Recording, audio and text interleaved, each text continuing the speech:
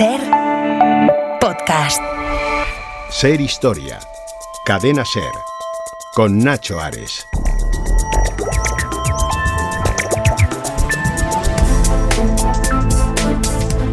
Bienvenidos a SER Historia. No podía faltar un programa especial de verano dedicado al Antiguo Egipto. Ya sabéis que en todos los programas de SER Historia solemos hablar de dos cosas.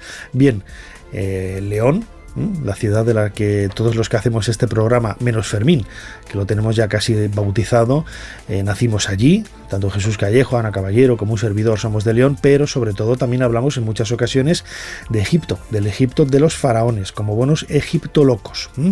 Pues al Antiguo Egipto vamos a dedicar este programa especial de SER Historia en este verano.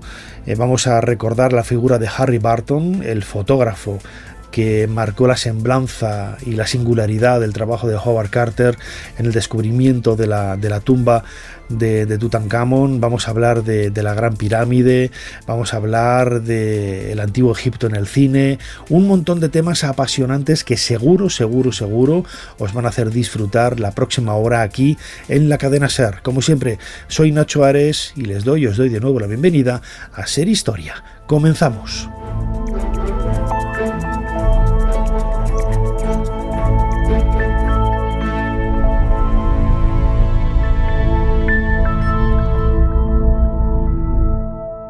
Sigue a SER Historia en las redes sociales.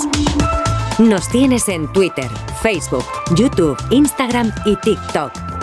@SER Historia.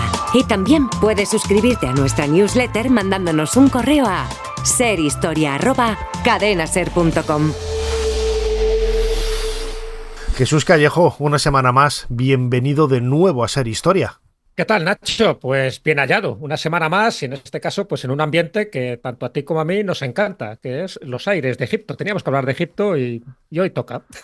Desde luego que sí, además vamos a viajar al Alto Egipto, a Luxor, luego haremos una conexión muy especial con la montaña tebana, pero sobre todo para hablar, ¿no?, de una de las figuras que tristemente ha quedado a la sombra de Howard Carter, el descubridor de la tumba de Tutankamón, y que fue Harry Burton, el fotógrafo, gracias al cual quizás hoy tenemos el recuerdo, ¿no?, imborrable de las sensaciones vividas en esos momentos, ¿no?, hace 100 años, en 1922, cuando apareció la tumba, y esas maravillosas, miles de fotografías que nos ha dejado Harry Burton de una forma extraordinaria, de un descubrimiento que no ha tenido parangón en la historia de la arqueología.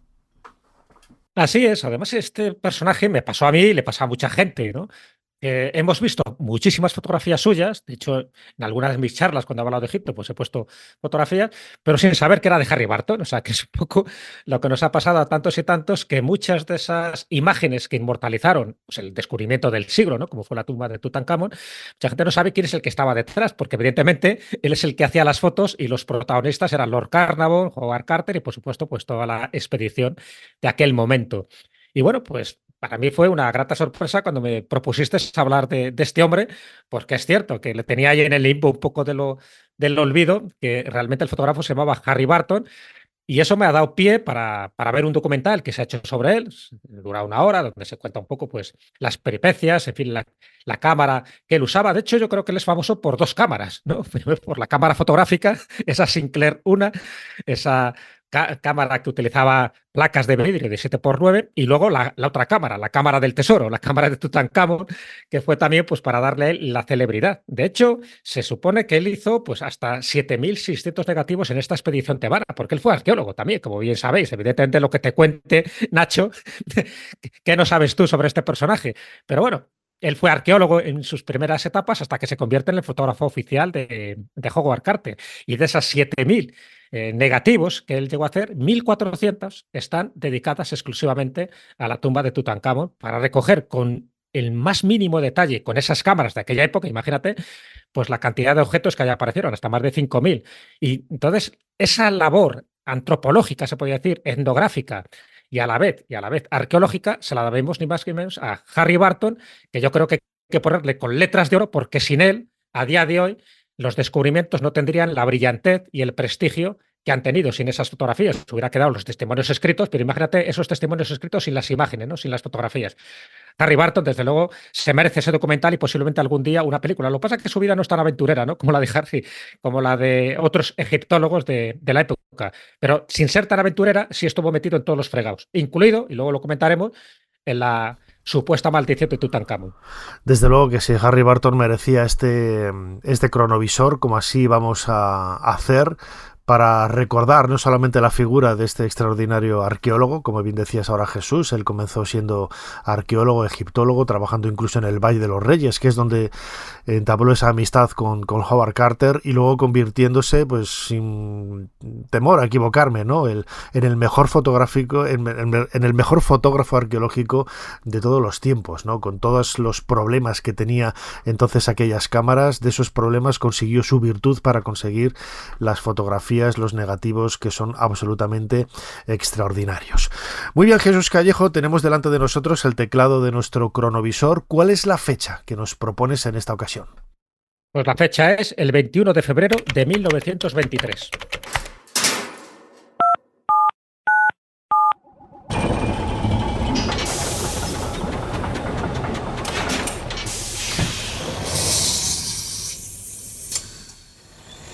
Adelante, pasen. Jesús Callejo les está esperando junto al cronovisor.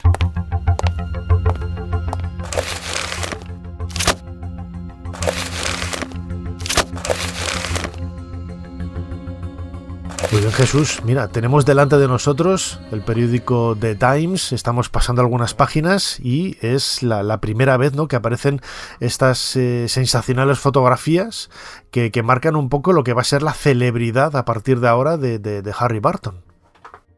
Claro, por eso hemos traído esta fecha. Ya digo, no tiene acontecimientos en su biografía que sean espectaculares, pero es cierto que hasta ese momento, pues bueno, pues prácticamente estaba en el anonimato, a pesar de que él, bueno, ya había estado en Florencia acompañado, ¿no?, por Robert Cass, un historiador del arte, un experto en el Renacimiento, donde le enseña precisamente las artes de la fotografía.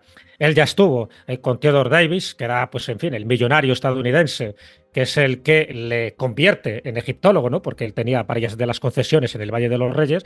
Y entonces, pero siempre había sido un personaje a la sombra, ¿no?, un poco en el anonimato. Justo, evidentemente, el año anterior, en 1922, había producido el gran hallazgo, ¿no?, de la tumba intacta de Tutankamón, y en este año es cuando, por fin, de esas 1.400 fotografías, de esos 1.400 negativos que te hablaba antes, se publican 142 de estas imágenes. Pero claro, aquí ocurre... es como un momento agridulce, ¿no?, para Harry Barton. Por una parte, se le da el prestigio que él tiene. ¡Ay, qué fotografías más buenas! ¡Qué maravilla! Es como que el tesoro vuelve otra vez a resplandecer.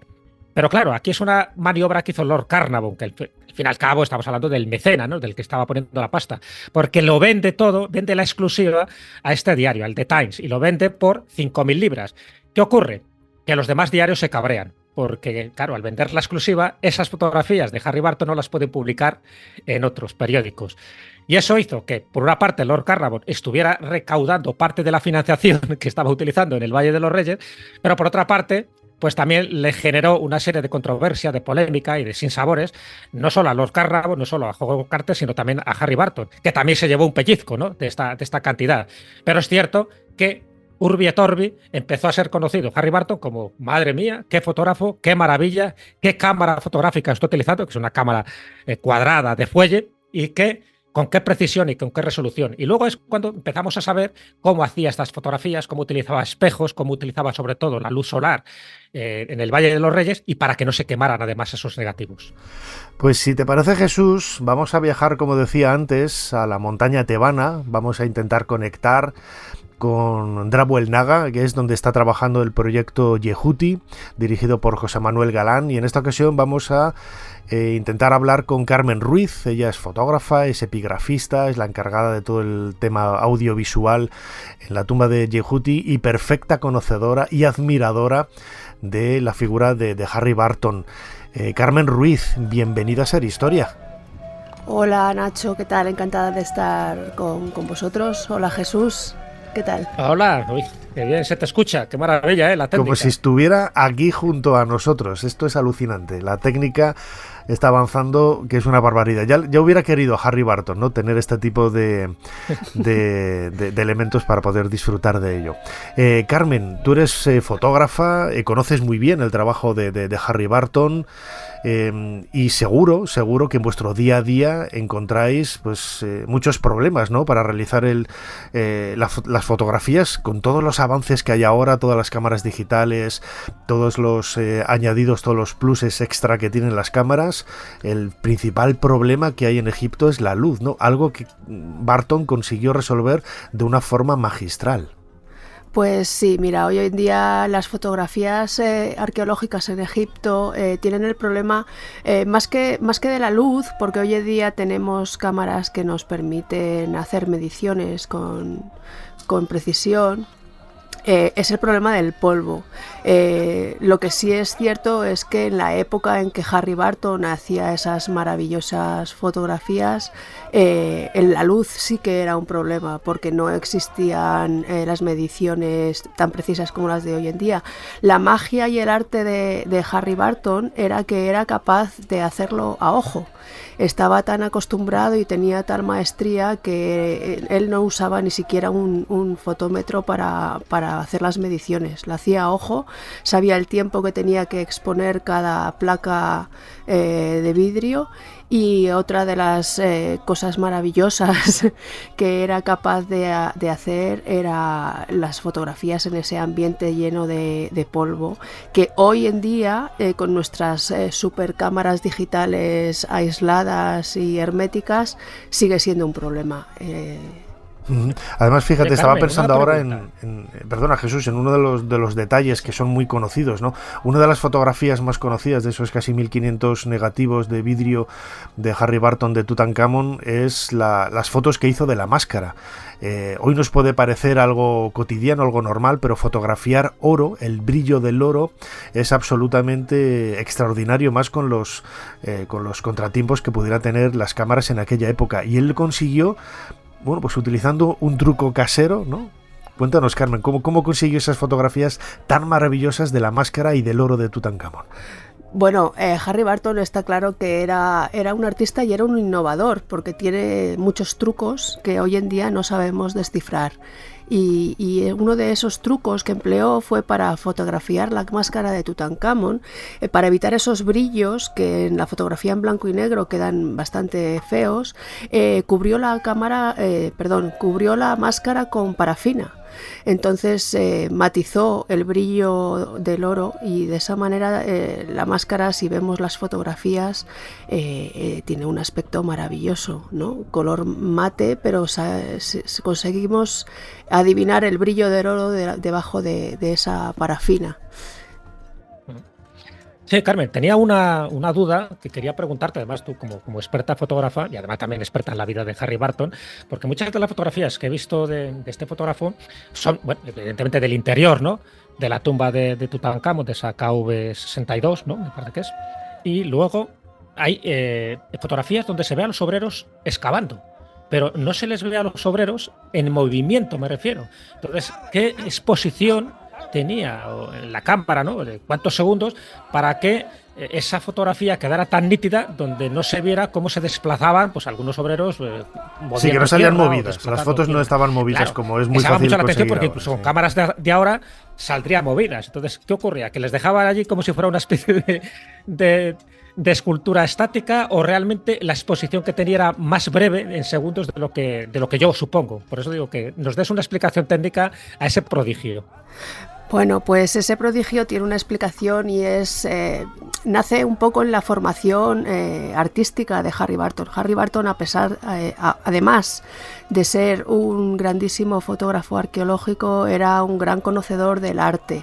Él comenzó fotografiando obras artísticas en Italia, en Florencia. Entonces, pues esas fotos que en realidad construyen una narrativa absolutamente maravillosa del descubrimiento y que si nos fijamos nos cuentan una historia, están totalmente escenificadas.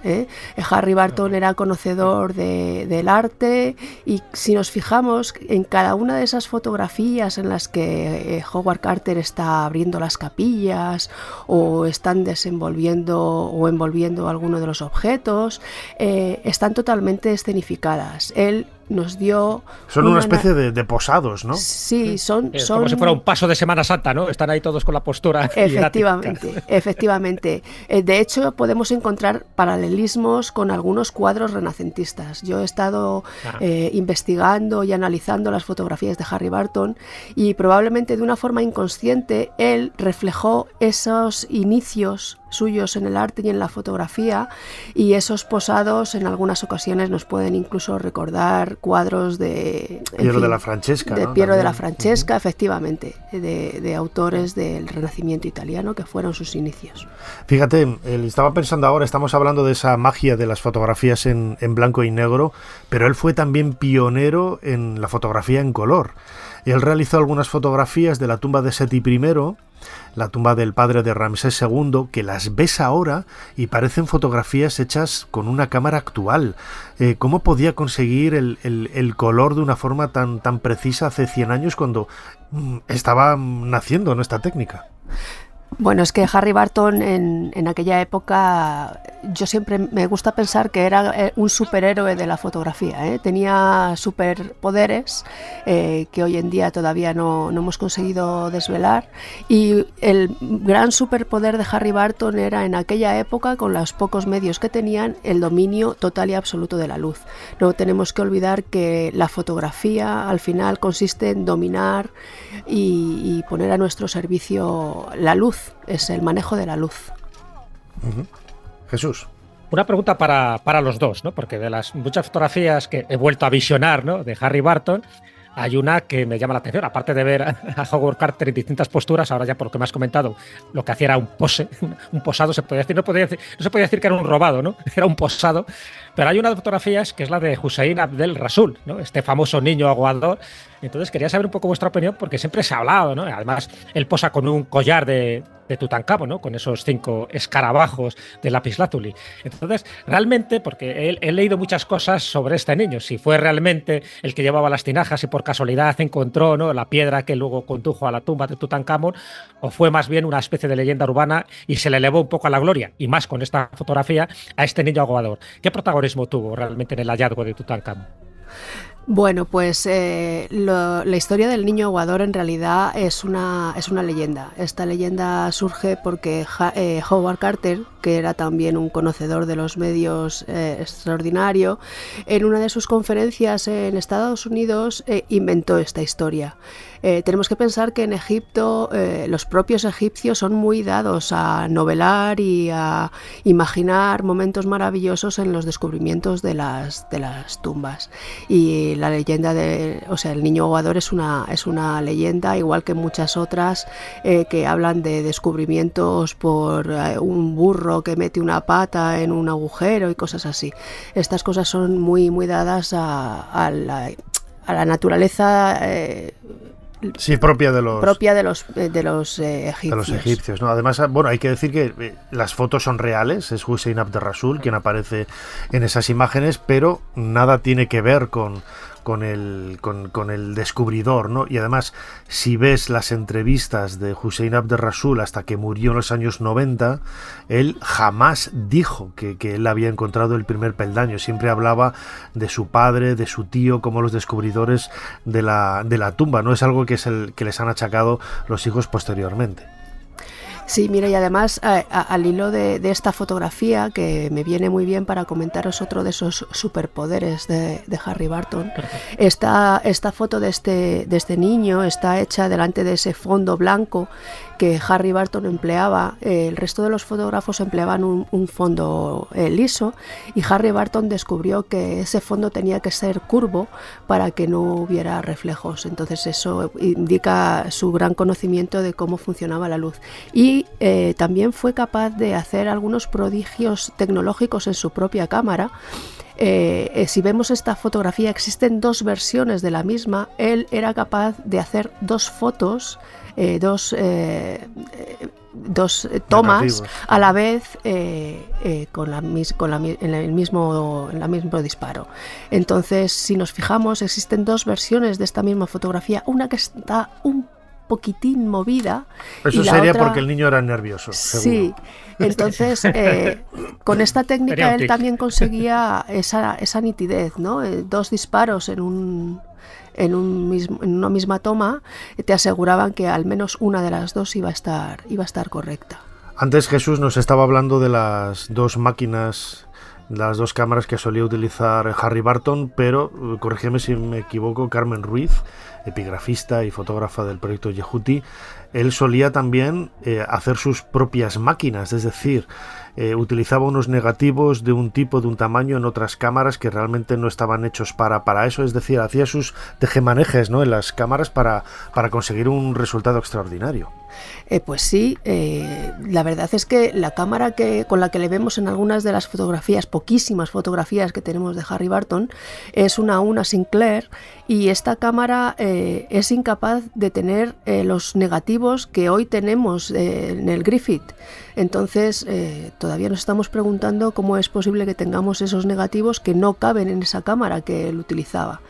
Entonces la única solución que se nos ocurre es pensar que fue capaz de adaptar esa cámara para poder usar unos negativos más grandes de los que esa cámara era capaz de aceptar, para que las fotografías tuvieran más nitidez y fueran de mayor calidad. Él lo que buscaba siempre era la excelencia en las fotografías, y con esas placas más grandes pues lo consiguió sin duda. Muy bien, Carmen Ruiz. Sí, que no, querías añadir algo, ¿no? Sí. Sí, es nada, solo es un poco por terminar, ¿no? Ya que tenemos el lujo de tener a Carmen en este momento, y además en el lugar, ¿no?, de ambiente donde Harry Barton pues desarrolló sus mejores años profesionales. Antes comentaba de pasada que Harry Barton es otro ejemplo, en fin, junto con Howard Carter, de que la maldición de Tutankamón fue falsa, ¿no? Porque él vive hasta los 60 años, Howard Carter vive hasta los 79, su hija también tuvo una edad bastante longeva, incluso el que hizo la autopsia, Douglas Derry, pues también vivió muchísimo. Es decir, que es un elemento más que nunca se ha hablado, de que la maldición de Tutankamón pues a él tampoco le afectó. Por lo tanto, es otra leyenda urbana, igual que estábamos hablando antes del niño aguador, ¿no es así? Efectivamente, a él no le afectó para nada la maldición. De hecho, yo creo que el propio Tutankamón le estaría agradecido, porque gracias a las fotografías de Harry Barton hoy seguimos hablando del rey niño, del rey Tut, y tenemos unas imágenes maravillosas para la eternidad, igual que su propio enterramiento, para recordarle por miles de años. Muy bien, Carmen Ruiz, estamos escuchando de fondo a los obreros que están trabajando en la excavación. Ya como última imagen, ¿qué es lo que estáis sacando ahora mismo? Ponnos un poco al día, ¿qué es lo que estás viendo ahora mismo? ¿Qué es lo que tienes delante de ti? Danos un poco de envidia.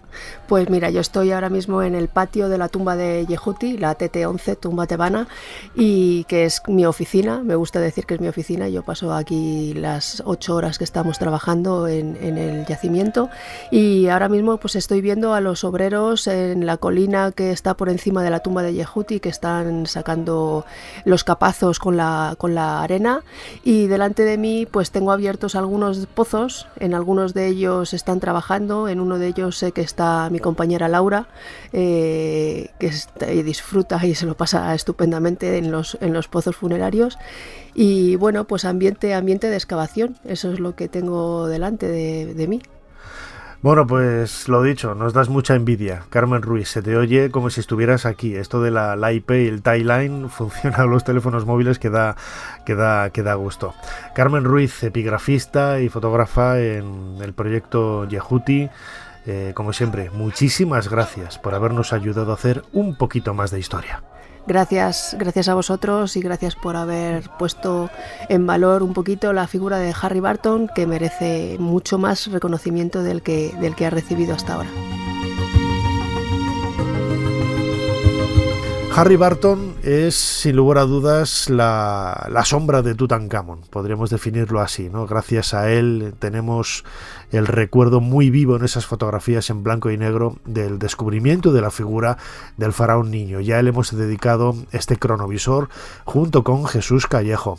Jesús, como siempre, crononauta, muchísimas gracias una vez más por habernos ayudado a hacer un poquito más de historia. En este caso, muchísimas gracias a ti, Nacho, y también a Carmen, porque en este cronovisor el que ha aprendido he sido yo y muchísimo. Muchísimas gracias. Hasta la semana que viene. Gracias. Hasta la próxima semana.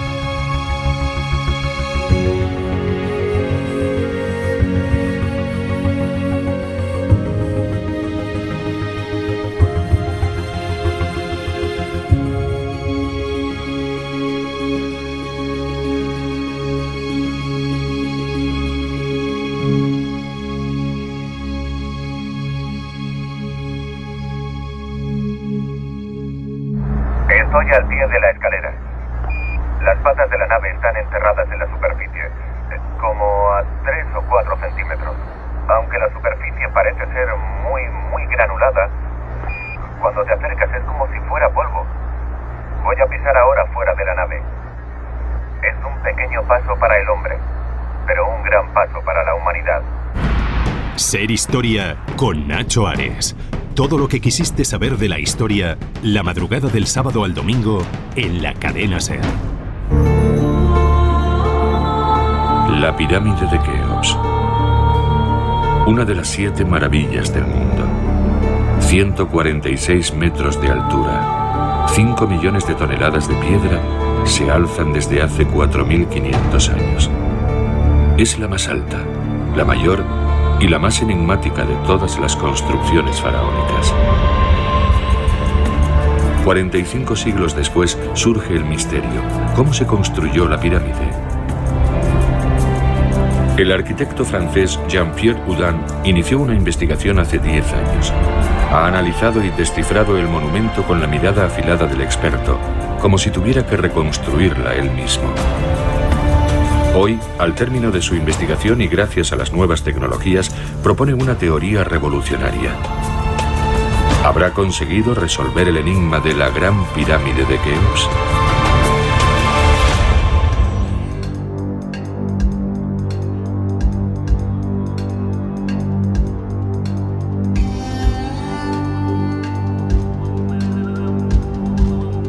Comenzamos este nuevo bloque de Ser Historia y lo hacemos escuchando un fragmento de un documental de televisión que recoge, bueno, pues cómo pretende demostrar Jean-Pierre Houdin, un arquitecto francés, el método de construcción, ¿no?, de la Gran Pirámide de Keops, 147 metros de altura casi en origen, 230 metros de lado.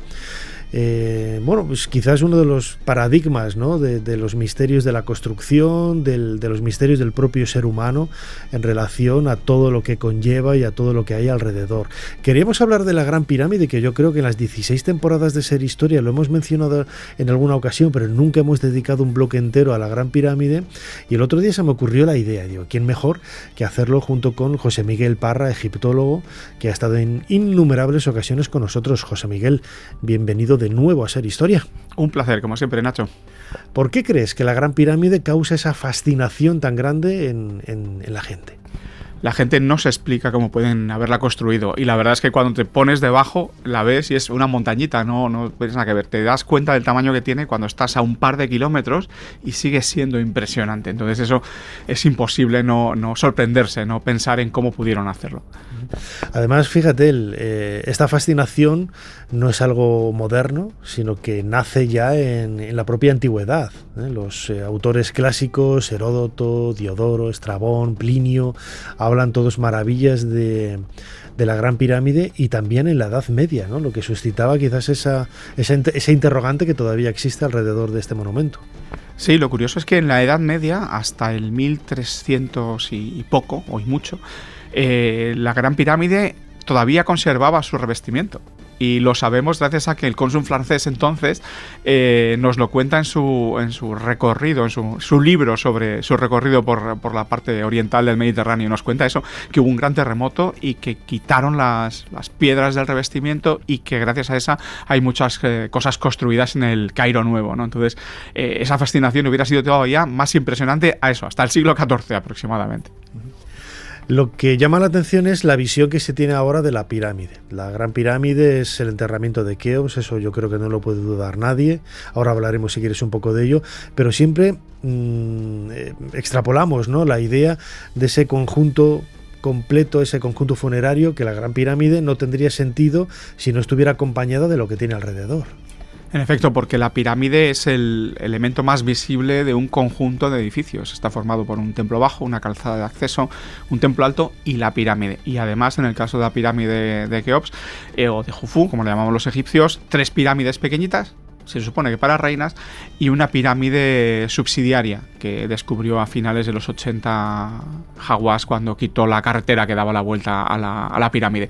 De modo que son muchos elementos, y sobre todo lo importante es que eso forma parte de la economía. Llega un momento en que la economía del reino antiguo y la pirámide están intrínsecamente unidas.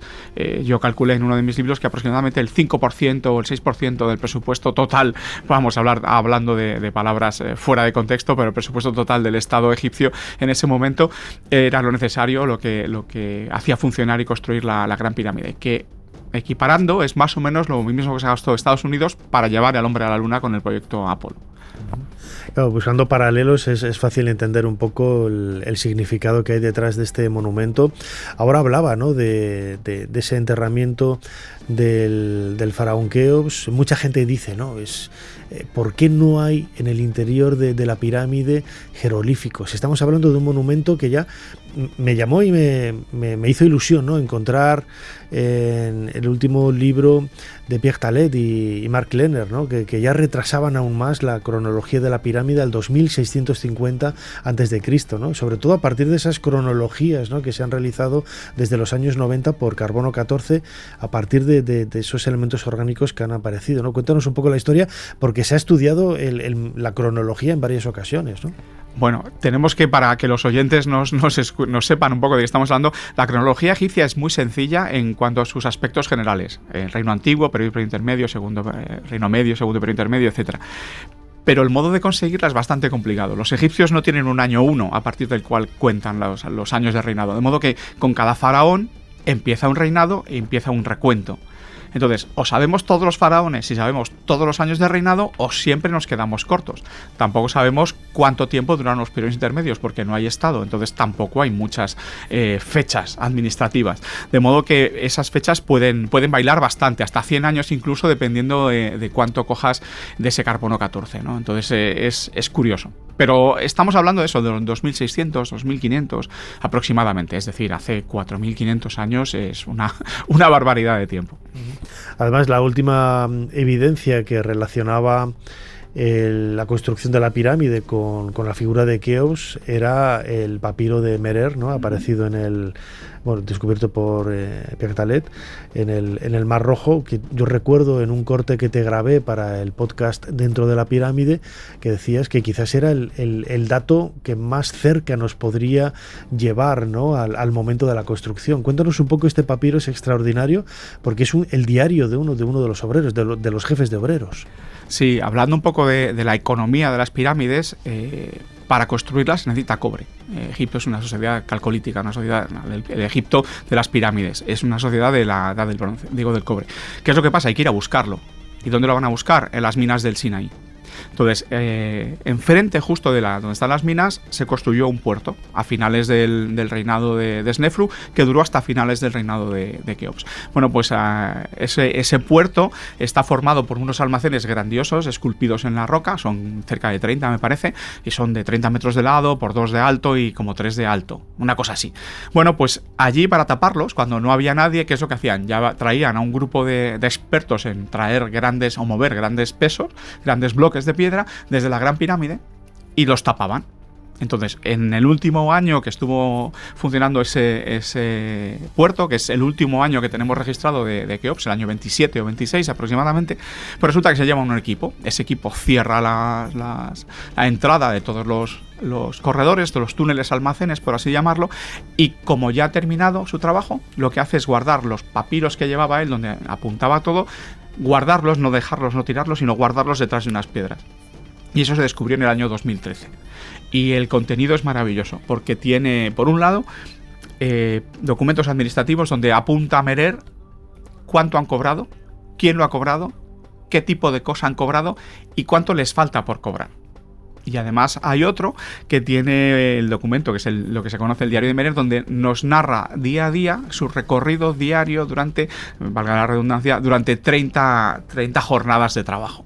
Y lo que hacen es básicamente coger bloques de la cantera de Tura norte y bloques de la cantera sur, cruzar el río, llevarlos a un punto que no sabemos muy bien qué es, que se llama Rache Jufu, que es la boca del estanque de Keops, más o menos de Jufu, que es más o menos, pues a lo mejor el sitio donde se almacenaba todo para hacer un control administrativo y luego llevarlo a la pirámide. Después de pasar allí una noche lo llevan a la pirámide, lo desembarcan y vuelven de vuelta. 4 días de recorrido, 3 meses. Y eso nos lo cuenta. Y es muy sucinto porque, claro, el papiro es un material caro. Entonces lo pone día 25. Con mi equipo cogemos los bloques y los llevamos al barco. Día 26 llegamos y pasamos la noche en Rache Jufu. Día 27 dejamos los bloques en día 28, volvemos. Y así 3 meses. Son impresionantes. Es básicamente pues lo que vamos a tener es más similar, como ya te dije, a un vídeo de lo que es la construcción de las pirámides. A no ser que encontremos, y hay posibilidades, vamos a cruzar los dedos, más papiros similares. Las canteras de Tura están relativamente cerca, a pocos kilómetros de la meseta de Giza, donde se levanta la Gran Pirámide, pero también es llamativo y sorprende a la gente, ¿no? Que, en primer lugar, los bloques, la mayor parte de los bloques de la pirámide vienen de una cantera, pues muy cerquita de la calzada, donde está hoy la pirámide de Kefren, es decir, apenas 500 metros, y los bloques, a medida que vas ascendiendo, son cada vez más pequeños e incluso se convierten casi en propios escombros, ¿no? Que podemos llevar tú y yo, podemos llevar 4 debajo de los brazos. Tenemos esa idea idealizada, valga la redundancia, de que la pirámide está construida con bloques regulares de la base hasta la parte superior. Sí, como bloques de Lego, así es como se imagina la gente. Entonces, todos esos cálculos que se han hecho, yo los he hecho también, tengo un artículo publicado sobre eso. Lo que hacemos es calcular el volumen total, dividirlo por lo que cuesta construir, sacar una piedra de ese tamaño, y así hacemos un cálculo, que es aproximado. Pero ahora sabemos que el centro de la pirámide, de las pirámides, no es macizo, o sí es macizo, que simplemente es un mojón de roca de la meseta que se ha dejado dentro. Y eso quita muchísimo volumen para construir. Para que se hagan una idea los radio oyentes, esa palabra tan clásica que me encanta, el 44% del volumen de la pirámide de Yedefre, que es el hijo y sucesor de Keops, es ese mojón de roca. En el caso de la pirámide de Keops, y si alguien se pone en la esquina noreste de la pirámide, podrá ver que está esculpida en la roca, no es de bloques, es entre el 20 y el 25% del volumen de la pirámide. Y otro tanto para la pirámide de Kefren y la pirámide de Micerino, de modo que ya no tenemos que construir tanto. Y además, como los egipcios no eran tontos, cuanto más alto, los bloques más pequeños. Que no es que fueran pequeños del todo, pero es cierto que el interior de la pirámide no está construido como el exterior. Entonces son bloques grandes, se pueden colocar, no se ajustan, y lo que se ajusta es con bloques más pequeños, con arena, en fin, con lo que podía. Todo eso ha llegado hasta nosotros, pero curiosamente no trasciende esa información, o por lo menos está ahí, la puedes leer, pero no llega quizás al gran público, porque siempre se concentra quizás en lo más desconocido. Mencionaba ahora, ¿no?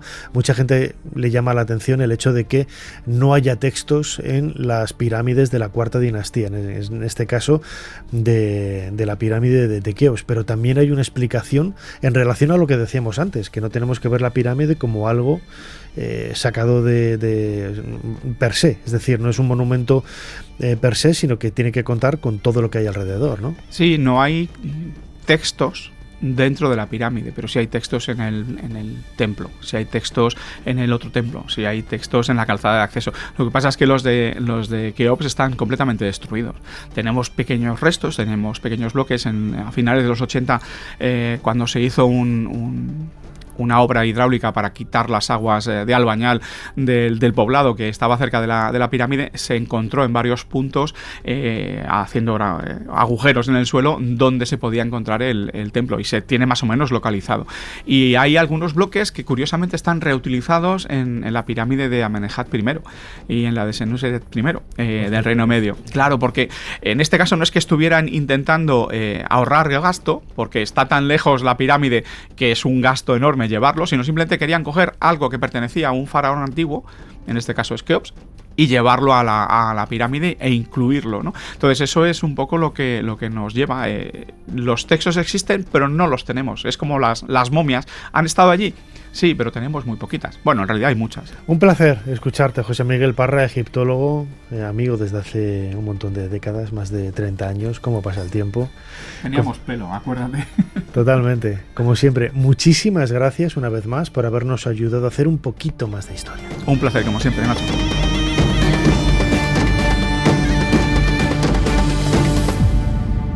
En Saint-Gervais, Blois, a 25 de mayo de 1856. Empiezo hoy con estas líneas mis memorias, las memorias de un mago y un humilde aspirante a científico. Si el lector me lo permite, voy a conducirle por algunas escenas de mi vida, servirle de cicerone, y para evitarle la fatiga, haré de modo en mi calidad de exbrujo que su viaje y visita se ejecuten sin cambiar de sitio. Ser Historia con Nacho Ares. Todo lo que quisiste saber de la historia, la madrugada del sábado al domingo, en la cadena SER. No se acuerda de mí. Soy el padre Antimos del monasterio de Santa Catalina en el Sinaí. Encantada de volver a verle, padre Antimos. Le presento a mi marido. Mucho gusto, padre. ¿Cómo está usted? Y mi enhorabuena. Gracias, padre. El señor Brandon. Tanto gusto. Encantado de conocerle, señor. Me dijeron en el hotel que se encontraban ustedes aquí. Y como me marcho mañana, no quise perder la oportunidad de expresarle el sentimiento que tuvimos todos al enterarnos de la muerte de su querido padre el pasado año. Le agradezco mucho su amabilidad, padre. Esperábamos con tanta impaciencia su visita. Ana, ¿no me dijo que su padre pensaba dirigirse a Santa Catalina? Yo no lo sabía. Sí, nos escribió poco antes de su muerte. Tal vez deseen acompañarme allí mañana. Los tres, naturalmente. Pues temo que no sea posible. Iré hacia Sinaí, siguiendo la misma ruta que siguió Moisés en su éxodo desde Egipto. Con una pequeña variación. Cruzaremos en barco el Mar Rojo, en vez de rogar que se abra para nosotros.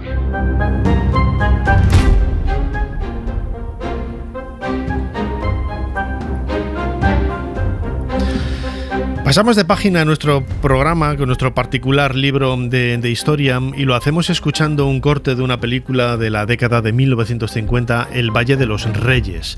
Escuchábamos, entre otros protagonistas, a Robert Taylor, que es el personaje principal de esta cinta. Sí, habría que decir cinta. Hoy ya es todo digital, ya no hay cinta, ¿no? Ahora son códigos de barra palito, códigos digitales, pero en aquella época, en la década de los 50, era cinta. Era una cinta protagonizada por Robert Taylor, con una película en donde se nos acerca, ¿no?, de una forma bastante aventurera, la búsqueda de una tumba casi mítica del antiguo Egipto. Egipto siempre ha inspirado el mundo del cine, con grandes superproducciones, algunas más modestas, algunas películas de terror increíbles, como la película de la momia y todas sus secuelas. Y en definitiva es un aspecto de la cultura popular que ha tenido, como digo, un reflejo muy marcado en el séptimo arte. Egipto en el cine es el título del libro publicado recientemente por Ediciones Diávolo, cuyo autor, Juan Luis Sánchez, ya nos está atendiendo desde el otro lado. No es del hilo, una vez más tenemos que hablar de satélite telefónico. Juan Luis, bienvenido a Ser Historia. Pues encantado de estar aquí, además en el programa que creo que todos los amantes del Antiguo Egipto escuchan, inevitablemente, vamos, seguro. Muchísimas gracias, Juan Luis. Acabamos de escuchar un fragmento de esa película, El Valle de los Reyes. Es una película entretenida, no es ninguna obra maestra, pero es un referente claro, ¿no?, para demostrar cómo Egipto, tanto el Egipto antiguo como el moderno o el medieval, ha inspirado, ¿no?, el mundo del cine. Yo creo que esta película está claramente inspirada en el descubrimiento de la tumba de Tutankamón, de la que se acaban de cumplir 100 años, el centenario, en el 4 de noviembre pasado. Y es una estupenda película, pues eso, de exploradores, de egiptólogos, soy muy fan, bueno, aparte de Robert Taylor, de Eleanor Parker, que es la protagonista, que le encarga una misión, ¿no?, al aventurero al que interpreta Robert Taylor, y es este tipo de películas de aventuras, yo creo que para todos los públicos y para toda la familia, que yo cuando era joven me encantaban. Bueno, la ponían en un programa que se llamaba Primera Sesión, que era los sábados por la tarde, y era ese espíritu de películas que, bueno, no querían ser rigurosos, pero que seguro que ha hecho que más de una persona haya estudiado para ser arqueólogo, seguro. Sí, además está inspirada, más que basada, inspirada, ¿no?, en ese libro de Dioses, tumbas y sabios de C.V. Ceran, que para mí sí que fue una inspiración cuando lo leí con 13, 14 años y que sirvió para convertirme en lo que hoy soy, ¿no?, un egiptólogo, un egiptólogo, un apasionado del mundo del antiguo Egipto.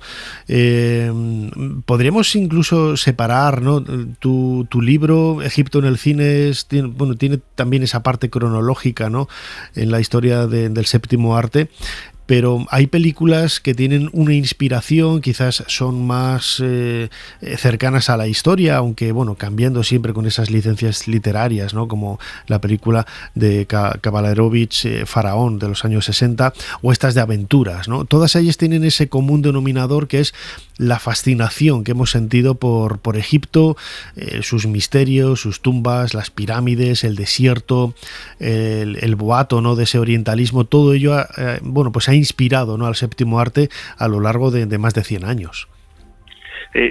Yo creo que a ti te gustarán especialmente las que son más fieles a la realidad. Bueno, digo, a los hay de todo. Sí, lo colecciono, bueno, todo, lo tengo absolutamente todo, yo creo, sí.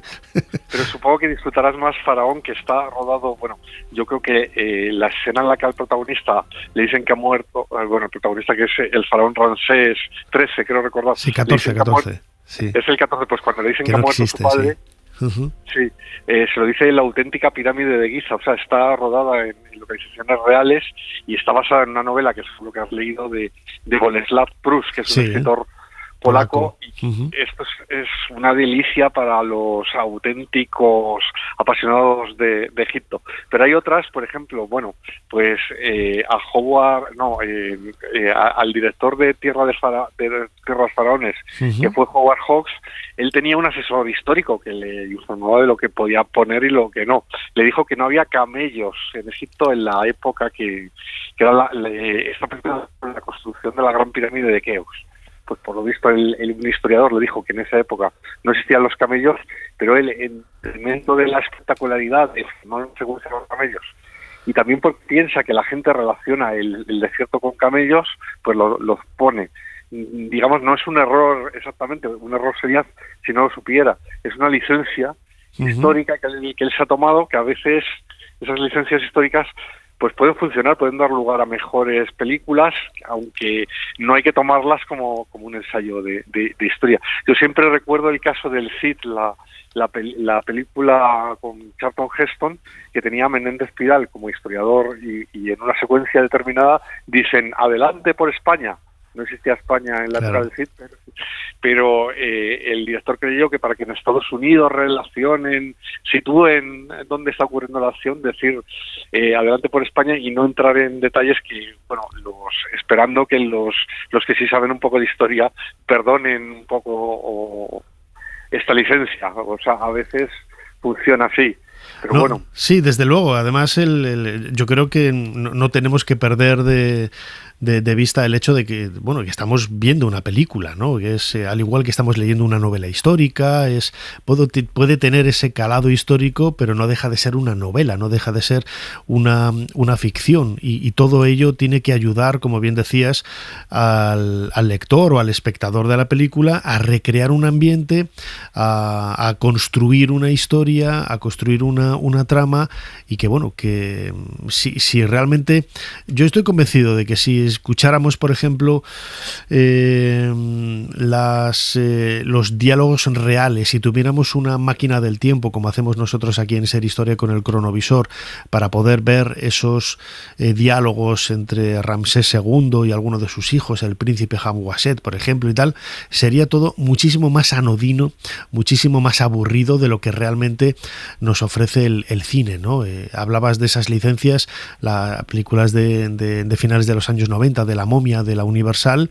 Bueno, pues sí, tenía varios asesores, ¿no? Varios egiptólogos, pero hablar del libro de los muertos sin que fuera un libro con tapas y que se pudiera cerrar y tal, pues a lo mejor la gente no lo entendía, ¿no? Y para mí son licencias permisibles, ¿no? Que ayudan, ¿verdad, Juan Luis, al espectador a disfrutar de esa historia y a entenderla un poco mejor?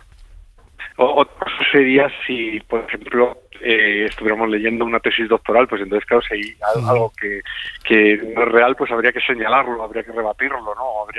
Pero, por ejemplo, a lo mejor la entrada en Roma de Cleopatra no fue tal y como la cuenta la película aquella con Elizabeth Taylor, dirigida por Joseph Mankiewicz, es otra de las películas más famosas de donde hace una entrada triunfal, brutal, con un desfile, con elefantes y un montón de animales y un montón de gente. Quizás fue más discreta Cleopatra llegando a Roma, pero vamos, dio lugar a una de las escenas más brutales y colosales de la historia del séptimo arte, por lo cual yo creo que se lo perdonamos a Joseph Leo Mankiewicz, sabiendo que él no tiene la pretensión de ser rigurosamente exacto. Otra cosa es que no te lo creyeras, o sea, que fuera tan libre o tan loco que nadie se creyera nada, entonces a lo mejor la película no funcionaría.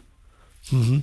Otro de los aspectos, quizás otro de los perfiles que tiene el antiguo Egipto en la historia del cine, que tú, Juan Luis Sánchez, tocas muy de cerca, ¿no? En ese libro Egipto en el cine que acabas de publicar con Ediciones Diabolo, es el mundo del terror, ¿no? El aspecto de la momia recientemente, ¿no? Los ingleses dicen que no hay que decir momia, hay que decir persona momificada, ¿no? Para no darle ese halo de falta de respeto. Yo no sé dónde está la falta de respeto, ¿no? Cuando dices la momia de Tutankamón, etcétera, ¿no? Pero sí que es cierto que Egipto también, por ese halo de misterio que le ha rodeado siempre, ese halo enigmático y ese halo tétrico que tiene per se cualquier momia, también ha sido un filón muy grande para hablar del mundo del terror, ¿no? Me ha hecho muchas gracias esto del Museo Británico, porque podían haber dicho ya directamente persona momificada que robamos de su país de origen, porque los británicos, bueno, aunque el Museo Británico es una gozada evidentemente para todos los amantes de Egipto, pero sí que es verdad que llegas hasta el friso del Partenón que llevaron de Atenas. Bueno, pero estupendo sitio, ¿no? Creo que lo del terror viene de la fascinación por la historia de Howard Carter, porque varias de las personas que descubrieron la tumba de Tutankamón se supone que murieron en extrañas circunstancias, lo que ha dado lugar a la leyenda de la maldición de la momia, ¿no? Entonces, bueno, esta leyenda la explotó en el cine muy bien el director Carl Freund en La momia de la Universal, con Boris Karloff, uno de los grandes del terror de todos los tiempos, y es sobre todo una historia de amor, cuyo protagonista se encuentra en el mundo moderno con la reencarnación de la mujer a la que amó. Esta película inspiró el Drácula de Francis Ford Coppola. Yo creo que es una película apasionante para los amantes del terror. Y luego hay otra versión de Hammer, que es la otra gran factoría, aparte de Universal. Hammer es la factoría británica que hizo las películas en color, como Drácula, Frankenstein y demás. También La momia con Christopher Lee y Peter Cushing, que también me parece una gozada del cine de terror. La otra, bueno, más conocida es la nueva versión de aventuras, pero la momia moderna es más cercana al cine de aventuras que al cine de terror. Fue un exitazo también. Desde luego Egipto da para mucho, ¿no? Y desde luego lo podemos disfrutar tanto en la literatura como en la música y sobre todo en el cine, ¿no? Que es quizá el elenco más importante, ¿no? Lo vemos con este libro Egipto en el cine, publicado por Ediciones Diabolo, cuyo autor Juan Luis Sánchez nos ha acompañado en estos últimos minutos aquí intentando hacer una recreación, ¿no? de la importancia de Egipto en el séptimo arte. Juan Luis, como siempre, muchísimas gracias una vez más por habernos ayudado a hacer un poquito más de historia. Muchas gracias, Nacho.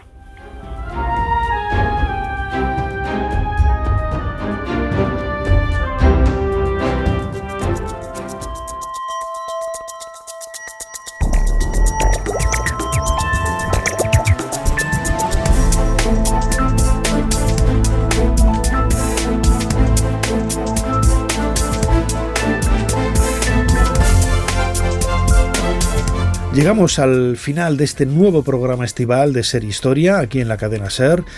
En la producción, como siempre, Fermín Agustí, Ana Caballero controlando las redes y también trabajando en la producción. Y delante del micrófono, vuestro humilde servidor Nacho Ares. Os dejamos con más entretenimiento, cultura, libros, cine, teatro, un montón de cosas aquí en la cadena SER. Hasta la semana que viene. Para no perderte ningún episodio, síguenos en la aplicación o la web de la SER, Podium Podcast o tu plataforma de audio favorita.